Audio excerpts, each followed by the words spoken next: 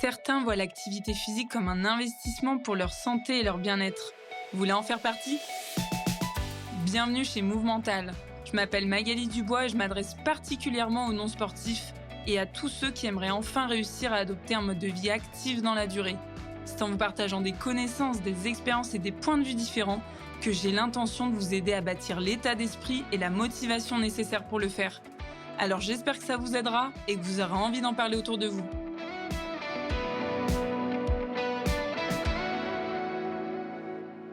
Quand tu te sens rouillé, est-ce que tu crois vraiment qu'il n'y a rien à faire ? Et là, je parle pas de faire disparaître la douleur, je parle de ce qu'on fait ou pas, justement, quand le corps commence à nous envoyer des signaux. Et là, à la sortie des fêtes, j'ai repensé un petit peu justement à ce qui s'est passé pendant les fêtes, pendant ces repas de famille interminables. Enfin, en tout cas, je sais pas si c'est le cas pour vous, mais dans ma famille, ça dure très longtemps. Et c'est l'occasion, bien évidemment, de partager des bons repas, les fêtes, mais c'est aussi l'occasion d'entendre le catalogue des bobos de chacun. Voilà, maman et sa sciatique, tante Germaine et sa douleur au poignet, tonton Simon et son genou en carton. Bref, on entend plein de trucs. Je sais pas si ça a été votre cas, mais particulièrement, moi, cette année, mon attention s'est focalisée là-dessus. Et je me suis rendu compte qu'en fait, bon, déjà, tout le monde a des pépins, plus ou moins graves, bien évidemment, mais tout le monde a des douleurs par-ci, par-là. Et en fait, ce qui m'a profondément marqué, c'est pas forcément les douleurs en question, mais c'est plus les discours qui accompagnaient ces douleurs-là. Les discours qui englobaient ces douleurs-là. Parce que j'ai entendu des choses du style... Et ça, c'est une de mes tantes qui a prononcé ça. Non, mais de toute façon, ouais, la sciatique, il n'y a rien à faire. Ou mon genou, ça fait 40 ans qu'il fait des siennes. Et encore, j'ai fait de la kiné pour mon poignet, mais bon, j'ai encore mal, donc c'est comme ça. Et ces discours-là, mine de rien, et moi, je prête particulièrement attention justement à la manière dont on s'exprime, aux mots qu'on utilise, parce que la manière dont on s'exprime reflète notre manière de voir les choses, notre manière de percevoir et de nous représenter les choses, et tout simplement notre monde intérieur. Si dans ma tête, je me dis il n'y a rien à faire, ou si je me dis de toute manière c'est comme ça, en fait je suis cristallisée dans un état qui ne peut pas bouger. C'est-à-dire que si je veux aller d'un point A à un point B, et que je pense de cette manière-là, je n'arriverai jamais au point B. Puisqu'en fait, si je pense de cette manière-là et que je me dis de toute façon il n'y a rien à faire, clairement, je peux pas mettre en place quoi que ce soit pour que ça change. C'est juste impossible. En fait, c'est juste contradictoire. Donc, c'est pour ça que là, je veux souligner d'entrée de jeu le fait de prêter un peu attention à la manière dont on parle. Et cette manière-là dont on parle, non seulement elle reflète la manière dont on pense, mais aussi elle met en avant les connaissances qu'on peut avoir ou pas par rapport, là, en l'occurrence, au corps. Et je vais y revenir un petit peu plus tard dans la suite de l'épisode. Et ces phrases-là, que l'on dit, donc ouais, la sciatique, il n'y a rien à faire, etc. C'est des choses qu'on prononce un peu sans y penser. Ça peut vraiment paraître banal, et pour autant, c'est super puissant. C'est-à-dire que ça a une influence vraiment puissante sur la manière dont on va gérer derrière le problème en question. Je m'exprime un petit peu mieux. Parce que quand on pense qu'il n'y a rien à faire, quand on pense que c'est comme ça, derrière, on arrête tout simplement de chercher. En fait, on arrête d'essayer. Et du coup, on arrête complètement d'agir. On va pas mettre en place des choses pour que ça bouge, puisque dans notre tête, on est persuadé que c'est comme ça et qu'il n'y a rien à faire. Vous voyez un petit peu ? C'est pas de la paresse, c'est pas, on va dire, un manque de volonté, d'envie, etc. C'est plus, là, en l'occurrence, une forme de résignation. Et je vois très bien ce dont il s'agit, parce que il y a 15 ans, à peu près, je sais plus quel âge j'avais, autour de 13 ans, j'ai fait une grosse chute au basket. Je suis tombée sur le coccyx. Et à la suite de ça, j'ai eu des problèmes de dos pendant 15 ans. Et j'ai encore des choses, des fragilités. Mais surtout, j'ai eu beaucoup de problèmes de dos qui m'ont vraiment fait du mal au sens de...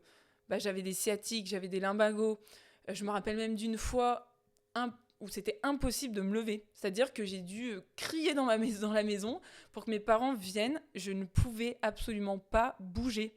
Et j'avais des douleurs qui étaient vraiment horribles. Bref, le but, c'est pas de me plaindre là, c'est juste de parler de ça et de vous montrer qu'en fait, j'ai déjà vécu ce genre de choses, ces douleurs chroniques, ça me parle beaucoup. Et j'ai déjà été dans ce discours-là de toute façon, c'est comme ça, quoi. En fait, toute ma vie, j'aurais mal, toute ma vie, j'aurais ça.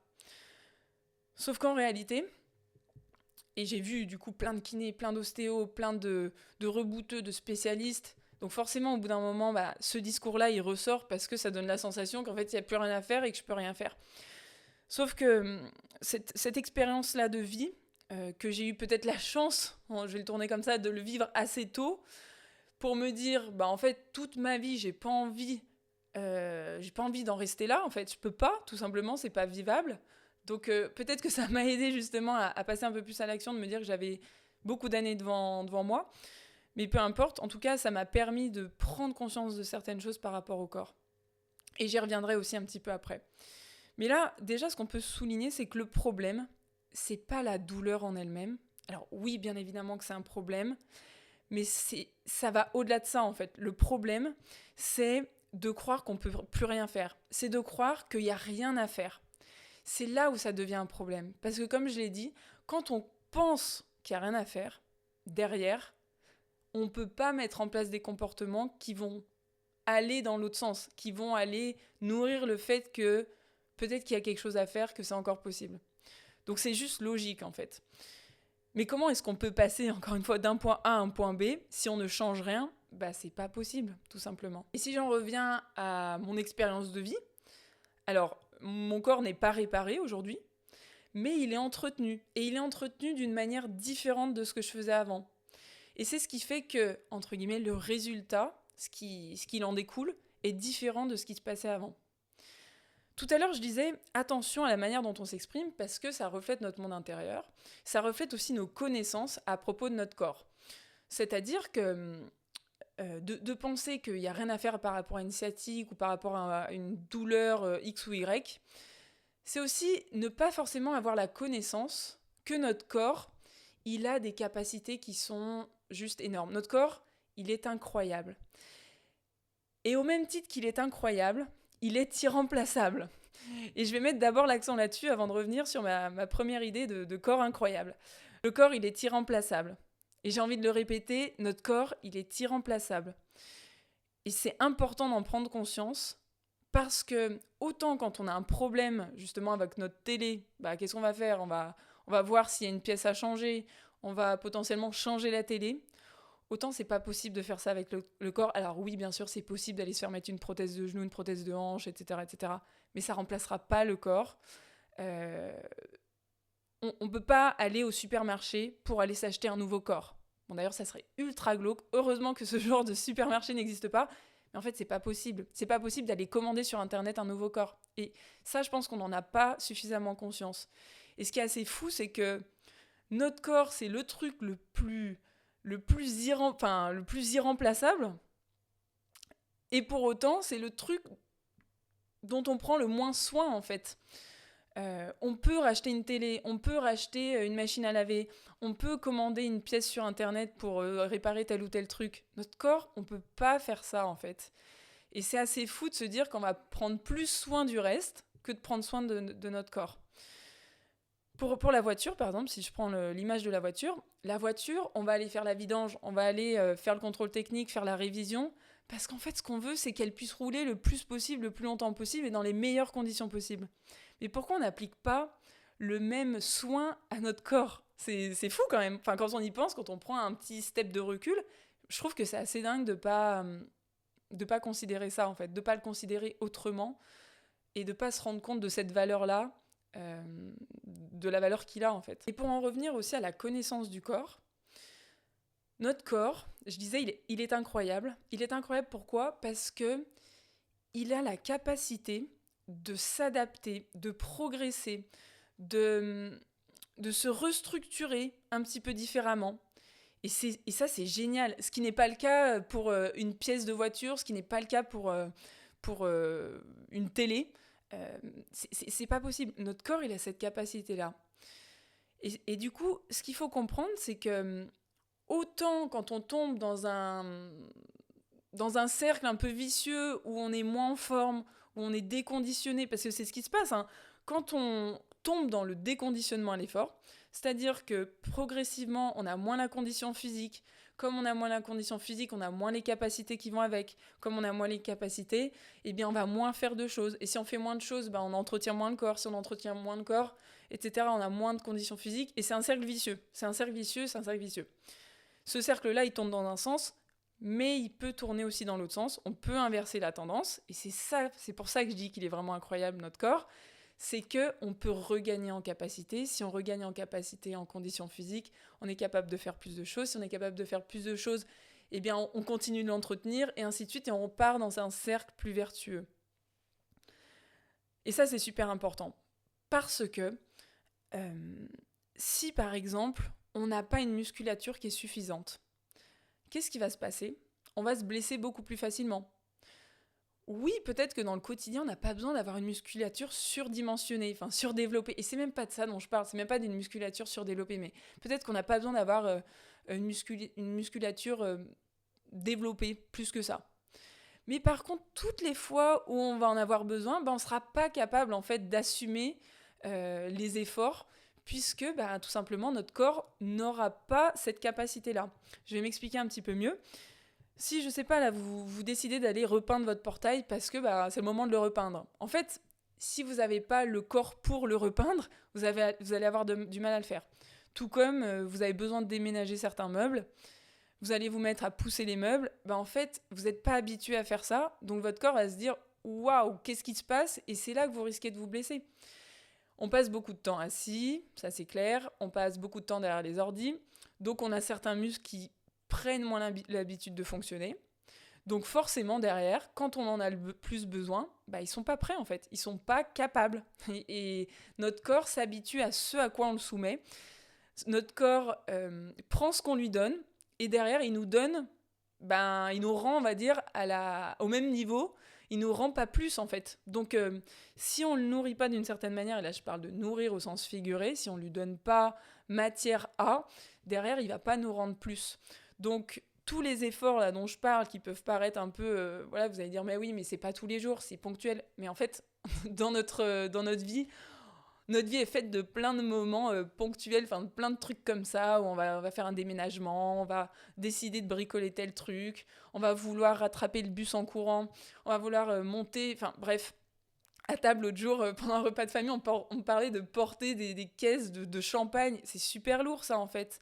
Donc, c'est pas quelque chose qu'on fait tous les jours, oui, mais le jour où on en a besoin, si on n'est pas capable de le faire, ou si on se blesse, parce que la majorité des blessures se font bêtement, c'est quand même un peu dommage, parce que derrière, ça entraîne quand même des problématiques dans le reste de notre vie.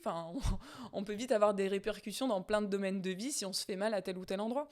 Donc, c'est important de prendre conscience que si j'habitue mon corps, et on l'habitue jamais assez, là, quand je parle d'habituer son corps, c'est de l'entraîner à faire, par exemple, du renforcement musculaire, de l'entraîner à faire du cardio, et ça, on en fait rarement assez, parce que c'est pas suffisant de simplement se dire « Allez, je monte mes escaliers dans la journée », ou « Allez, je vais faire mes courses à pied ». Ça, c'est pas suffisant. Ça, c'est le minimum requis pour justement pouvoir faire ces choses-là qu'on a l'habitude de faire au quotidien.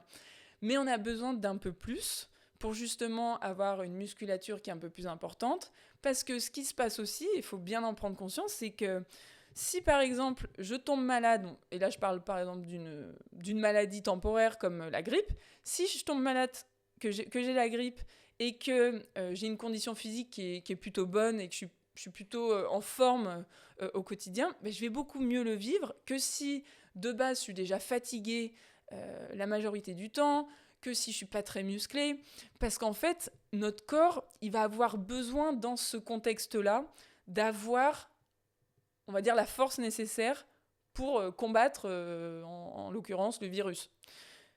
Je prends un exemple complètement assez hardcore dans le sens où ça n'arrive pas à tout le monde, et heureusement.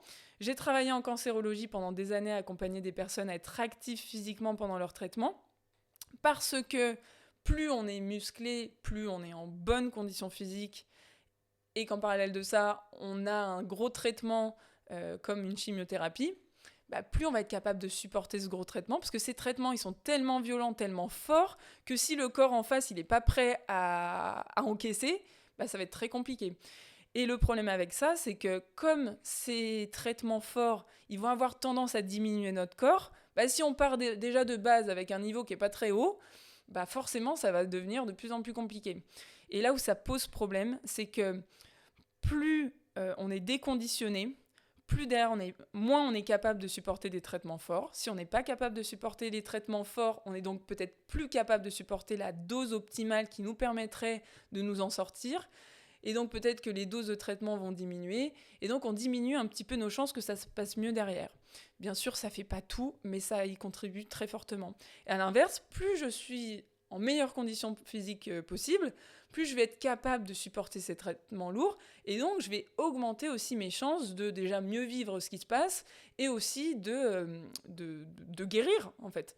Et ça, c'est un exemple assez fort, comme je l'ai dit, mais pour autant, qui illustre beaucoup de choses, et qui illustre aussi tous les pépins de la vie auxquels on peut faire face. Si je me casse une jambe et que de base j'ai pas beaucoup de muscles, vu que je vais pas utiliser ma jambe pendant un certain temps, je vais partir encore plus bas après. Donc et on est tous à un moment donné dans notre vie confrontés à des problèmes de santé plus ou moins importants, plus ou moins graves, mais on a tous besoin en fait d'être capable de justement passer au-dessus de ces contraintes, passer au-dessus de ces obstacles-là. C'est pour ça que j'ai envie de vous faire prendre conscience dans cet épisode qu'il n'y a jamais rien à faire, parce que le corps, encore une fois, il a cette capacité à gagner, il a cette capacité à progresser, et toutes les douleurs chroniques auxquelles on peut faire face à un moment ou à un autre, elles sont pas du tout uniquement liées à l'usure naturelle de la vie, au fait qu'on vieillit, comme on pourrait le croire. Elles sont aussi beaucoup liées à la manière dont on entretient notre corps. Et d'ailleurs, on a tous un peu des exemples en tête ou déjà vu des personnes âgées faire un peu des prouesses au niveau physique. Mais pourquoi ? Parce que justement, elles ont compris que on peut faire quelque chose à l'usure naturelle du corps et on peut ralentir certaines choses, on peut gagner aussi, on peut améliorer. Et on peut, en l'occurrence, là, je repense aux fameuses douleurs de genoux, de poignets, de sciatique et tout le bazar, en fait, on peut améliorer ça. Parfois, on guérira pas tout et on n'enlèvera pas toute douleur, mais en tout cas, on peut, la majorité du temps, améliorer ce qui se passe en nous. Et si on améliore du coup notre vécu, si on améliore notre qualité de vie, derrière, on améliore notre vie au sens large, parce que là, moi, je repense à mon exemple à toutes les douleurs que j'ai pu avoir et que j'ai par moments, c'est-à-dire je peux avoir des grosses tensions musculaires au point d'avoir des migraines. Si je fais rien là-dessus, ça me pourrit la vie. Ça me fatigue tellement que je suis pas capable de faire tout ce que j'ai à faire. Je peux pas mener mon travail comme je le souhaite. Je peux pas être bien au côté perso. Et ça a une influence, c'est-à-dire qu'après, j'ai pas le moral, et c'est toute une cascade de choses négatives qui se produisent. Donc, si j'en reviens à ce discours, et je mets encore l'accent là-dessus, puisque c'est vraiment ça dont il s'agit, la manière dont on va dire les choses et penser reflète notre monde intérieur. J'espère que là, déjà, ça vous permet de comprendre qu'en fait, le corps, il peut vous apporter bien plus que ce que vous pensez à partir du moment où vous y prêtez un peu plus attention et vous mettez l'accent aussi là-dessus. Plus on va avoir aussi connaissance de notre corps, plus on va aussi bien s'en servir. Un peu comme une voiture. On a tous passé le permis à un moment ou à un autre parce qu'on avait besoin d'apprendre à se servir de cette voiture. Le corps, on est un peu tous partis du principe en naissant que comme on est dans notre corps, on le connaît et qu'on sait comment s'en servir. Or, c'est pas forcément le cas. Et on a besoin d'apprendre des choses là-dessus, parce que plus on apprend, mieux on fait, mieux on se protège et mieux on vit aussi. Et si j'en reviens à mon image de voiture, ne pas bouger, ou en tout cas ne pas bouger suffisamment, comme je l'ai dit tout à l'heure, bouger un petit peu dans son quotidien, faire le ménage et tout, c'est très bien, mais c'est loin d'être suffisant pour avoir un corps qui fonctionne bien et qui est capable d'endurer, on va dire, toutes les contraintes de la vie. Mais ne pas bouger suffisamment, c'est un peu comme jamais faire la vidange ou la révision de sa voiture. Et puis un beau jour, s'étonner que la voiture fasse des drôles de bruits, des bruits bizarres. C'est la même chose en fait. Faire de l'activité physique, c'est pas aller au garage parce que tout est cassé. D'ailleurs, petite parenthèse, on a quand même tendance à faire ça, aller chez l'ostéo quand tout est cassé, alors qu'en réalité, les ostéos nous poussent à y aller quand on est au meilleur de notre forme, parce que justement, pour anticiper un peu les déséquilibres du corps. Je ferme la parenthèse là-dessus. Mais du coup, faire de l'activité physique, c'est pas ça, c'est pas aller au garage une fois que c'est tout cassé. Je sais que ça nous pousse plus quand on est dans le mal. Clairement, moi, si j'avais pas vécu ce que j'ai vécu avec mon dos, je pense pas que j'en prendrais soin de la même manière. Mais c'est parce que je me suis retrouvée un peu au pied du mur à être confrontée à des douleurs vraiment trop intenses et au fait j'avais plus le choix que de faire quelque chose que je me suis mise à faire quelque chose.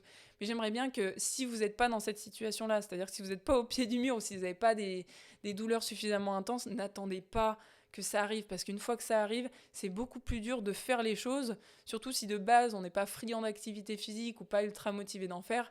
Imaginez si en plus on doit le faire dans des conditions où c'est compliqué. Donc voilà, faire l'activité physique, comme je l'ai dit, c'est pas aller au garage une fois que tout est cassé.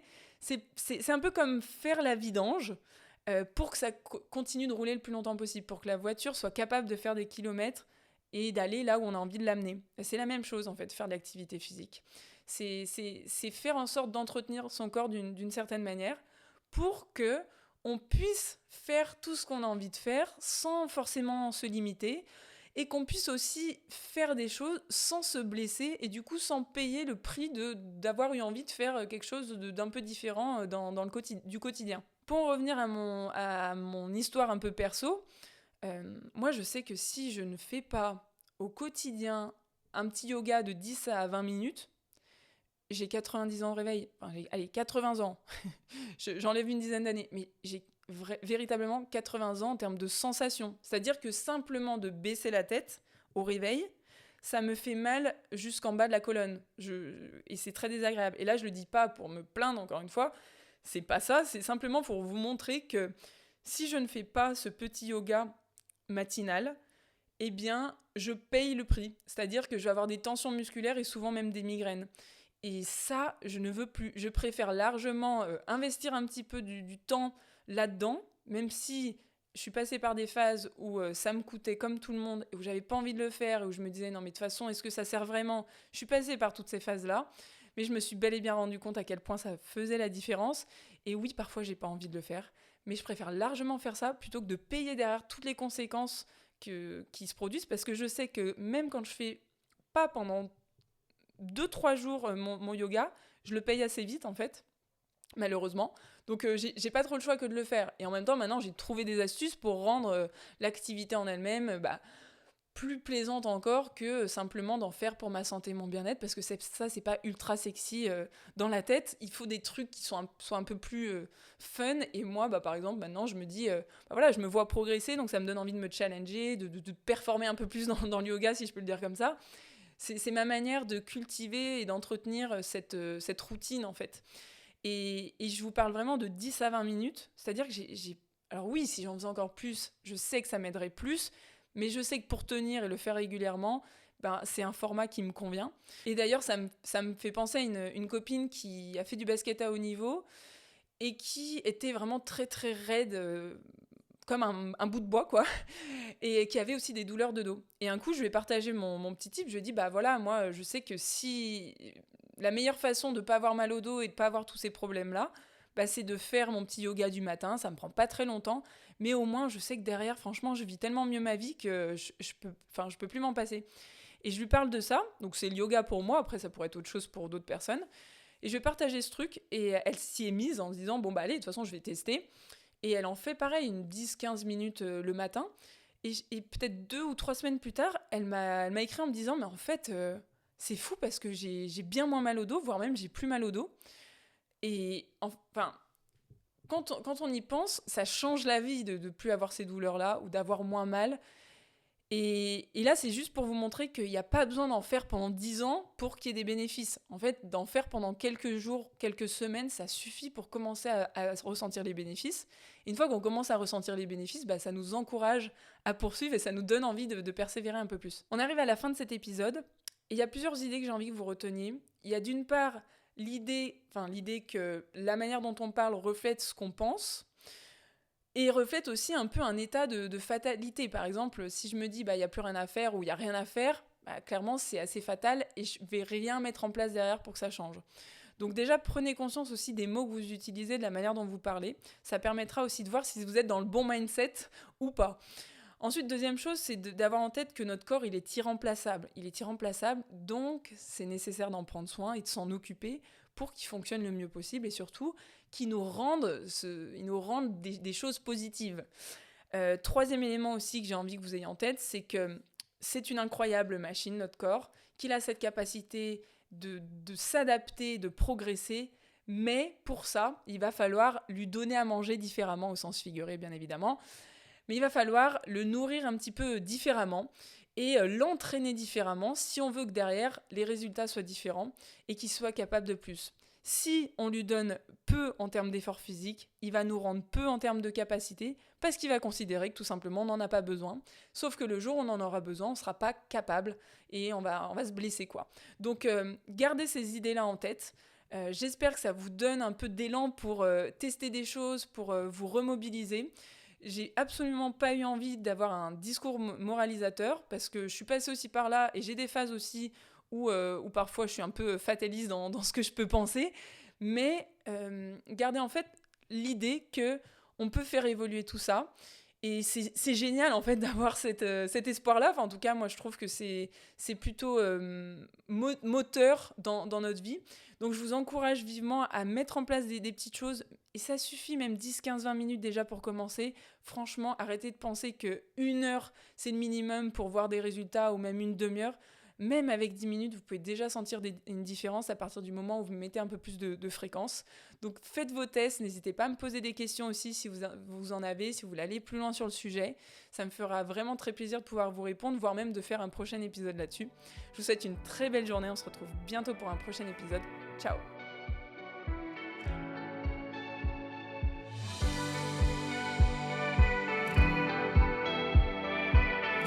C'est tout pour aujourd'hui, enfin, presque. Avant de partir, j'ai 2 questions pour vous. La première, c'est quelle est la chose que vous pourriez retenir de cet épisode ?